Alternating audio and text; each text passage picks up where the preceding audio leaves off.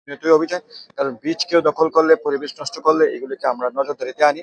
তো এখানে আমাদের প্রতিনিয়ত অভিযানের মধ্যে দেখা যাচ্ছে যে এখানে রাতের অন্ধকারে কে বা কারা এখানে অনেকগুলি মোবাইল দোকান বসিয়েছে, আবার ফ্রিজ দোকান বসিয়েছে, বসিয়ে বালিয়াড়িটাকে দখল করে ফেলেছে। তো এই বালিয়াড়ি দখল তো করা যাবে না, এটা তো প্রাকৃতিক সম্পদ নষ্ট এবং প্রাকৃতিক সম্পদ অবৈধভাবে দখল। আর অবৈধভাবে দখলটা আমরা এভাবে এই কারণে বলতেছি, কারণ বৈধভাবে যদি হতো তাহলে এটা ডিসিপ্লিন ওয়েতে দিনের বেলায় প্রকাশ্যে ওনারা প্রাতিষ্ঠানিকভাবে করতে পারতো। বাট রাতের অন্ধকারে এগুলিকে আনা হয়েছে কেন?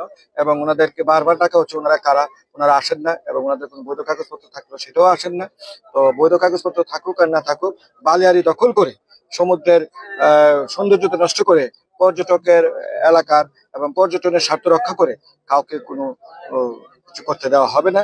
এবং আমরা টুরিস্ট পুলিশের এটাও দায়িত্ব আমাদের পর্যটকদের স্বার্থ রক্ষা করা, পর্যটকদেরকে হয়রানি মুক্ত করা, পর্যটকদের নিরাপত্তা, সেফটি সিকিউরিটি যেমন ইম্পর্টেন্ট, তেমনি ভাবে ইম্পর্টেন্ট হচ্ছে টুরিস্ট স্পট রক্ষা করা। তো আমরা জেলা প্রশাসক মহোদয়ের বিষয়টা নজরে এনেছি, উনি বিশ ম্যাজিস্ট্রেট মহোদয়কে পাঠাচ্ছেন।